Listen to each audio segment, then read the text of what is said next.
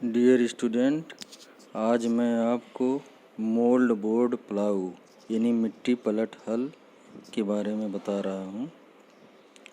क्योंकि केवल देसी हल से ही जुताई करने से खेत की तैयारी संभव नहीं है, इसलिए अगर कोई नई मतलब परती ज़मीन तोड़ना हो या हरी खाद की फसल को मिट्टी में पलटना हो या खरपतवारों को अच्छी तरह नष्ट करना हो या ग्रीष्मकालीन यानी समर सीजन डीप प्लाविंग करना हो, अगर गहरी जुताई करना हो तो उसके लिए मिट्टी पलट हल आवश्यक है। अब आपको मैं ये बता रहा हूँ कि मिट्टी पलट वाले जितने भी हल हैं उनके कौन कौन से भाग होते हैं। तो जितने मोल्ड बोर्ड प्लाऊ है इसके भाग को हम दो भागों में बांट सकते हैं। पहला है प्लाऊ बॉटम या हल तल और दूसरा है सहायक भाग या प्लाऊ एसेसरीज। इसका एक चार्ट दिया गया है। आप लोग जो मैं बता रहा हूँ और जो इसमें मेंशन है उसी के अनुसार कॉपी पे लिखिएगा। कुछ बच्चे क्या करते हैं कि किताब से हूबहू लिख देते हैं, तो ऐसा नहीं।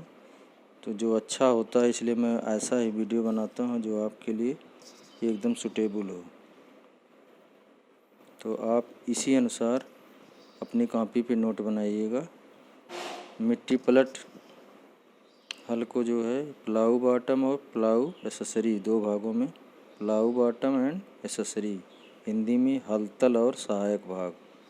अब हलतल जो है किसी भी मिट्टी पलट हल का मुख्य भाग होता है। हलतल ये चार भागों से मेनली जो है इसमें चार भाग शामिल होते हैं, जैसे पहला फार या शेयर, दूसरा मोल्ड बोर्ड या जिसको मिट्टी पलट कहते हैं, और तीसरा जो दाबरोधी या लैंड साइड, और चौथा हलमूल या फराग।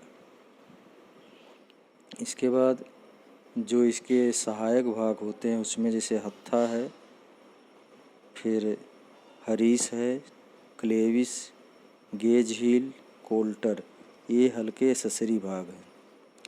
इसी प्रकार यहाँ पे मोल्ड बोर्ड यानी मिट्टी पलट कितने प्रकार का होता है इसको भी, और फार कितने प्रकार का होता है ये भी मेंशन किया गया है।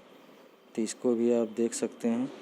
जैसे फार को कुल जो है 5 भागों में बांटा गया है। पहला स्लिप फार, स्लिप नोज फार, सीधा फार, सिन फार और छड़दार फार। जैसे स्लिप शेयर मेस्टन हल में पाया जाता है, शाबाश में पाया जाता है, वाह वाह हल में भी यही होता है। स्लिप नोज है ये एक यूनिक है, ये पंजाब हल में ये फार पाया जाता है। और ये सीधा फार जो ये विक्ट्री हल में, ये ज़्यादा क्वेश्चन इस टाइप का पूछता है। और इसी प्रकार मोल्ड बोर्ड को भी कई भागों में विभाजित किया गया है। जैसे मूड़ उखाड़ मोल्ड बोर्ड मतलब स्टबल टाइप मोल्ड बोर्ड, दूसरा है साड और ब्रेकर टाइप, इसको हिंदी में नवतोड़ मोल्ड बोर्ड बोलते हैं, तीसरा जो जनरल पर्पस टाइप या सामान्य मोल्ड बोर्ड, और चौथा जो है काली मिट्टी का मोल्ड बोर्ड या ब्लैक सॉयल लैंड साइड। तो इस प्रकार ये मिट्टी पलट हल के विभिन्न भाग हैं। आज हमारा जो मुख्य टॉपिक है वो प्लाऊ बॉटम या हल तल। ये हल तल मिट्टी पलटने वाले हलों का मुख्य भाग होता है। इसका काम जो है मिट्टी को काटना, ऊपर उठाना, भुरभुरी बनाना और पलट देना, ये सभी काम इसी हल तल के होते हैं। और इसको जो है मुख्य रूप से 4 भागों में बांटा गया है। यहाँ पे जैसे पहले ही बता दिया गया, इसमें फार होता है, पहला भाग फार, दूसरा मिट्टी पलट या पंखा जिसको बोलते हैं, तीसरा दाबरोधी और चौथा हलमूल। तो इसमें जो फार है इसका क्या काम है? फार का काम है कि मिट्टी में ये पहले प्रवेश करता है यानी इसको चीरता है, और मिट्टी पलट या पंखे का काम है मिट्टी को पलटता है। दाबरोधी क्या है? पूरे हल को समायोजित करता है यानी एडजस्ट करता है, इधर उधर भागने नहीं देता है, और कुंड की जो मिट्टी होती है उसको गिरने नहीं देता है। और ये चौथा भाग जो हलमूल होता है जिसको अंग्रेजी में फ्राक कहते हैं, ये पहले के तीनों भागों को आपस में जोड़ता है। इसका आप ध्यान दीजिएगा। फार, दाबरोधी और पंखे को नट बोल्ट द्वारा हलमूल से जोड़ा जाता है। तो हलमूल का मुख्य काम है बाकी तीनों भागों को जोड़ना। तो एग्ज़ाम में इसका पूछता है कि हल तल का नामांकित चित्र बनाइए। तो आप ये साधारण चित्र है, इसको आप प्रैक्टिस कर सकते हैं। इसमें नंबरिंग की आवश्यकता नहीं, आप सीधे भी नाम लिख के इसको दिखा सकते हैं। जैसे ये हल तल का एक सिंपल फिगर है, इसको आप प्रैक्टिस कर सकते हैं।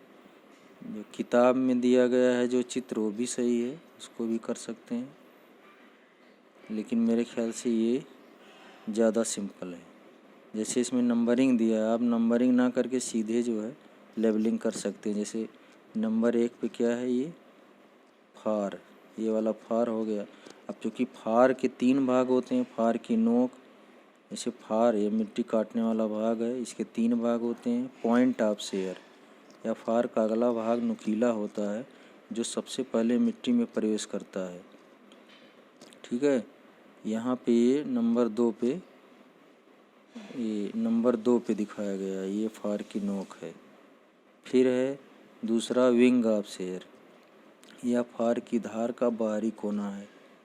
यहाँ पे ये नंबर 4 पे है, ये देखिए फार की पंख है।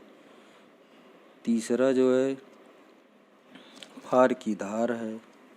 ठीक है, इसी प्रकार इसका आप चित्र बना के और अभ्यास करिएगा। ये एग्ज़ाम में बहुत ही पूछता है। सिंपल आप फिगर बनाइए, चारों भागों का नाम लिखिए। फार, फार के 3 भाग, फार की नोक, फार की पंख, फार की धार, इसके काम लिखिए। इसके बाद ये पंख के बारे में लिखिए, ये मिट्टी को पलटता है। इसके बाद दाबरोधी, मैंने पहले बताया, हल को एडजस्ट करता है, समायोजित करता है, इधर उधर भागने नहीं देता और कोण की मिट्टी को गिरने नहीं देता है।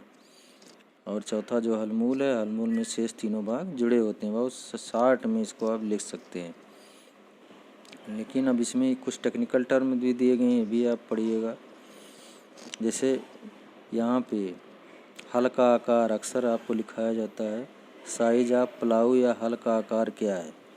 एक तो सिंपल है, हल जितनी चौड़ी कूट काटता है उतना उसका आकार होगा। तो कैसे नापेंगे इसको, फार की नोक से और फार के पंख की, ठीक है, फार की नोक से लेकर फार के पंख के बाहरी नोक तक जितनी दूरी होती है, हल जो है उतना चौड़ा कूट काटता है और वही उसका आकार होगा।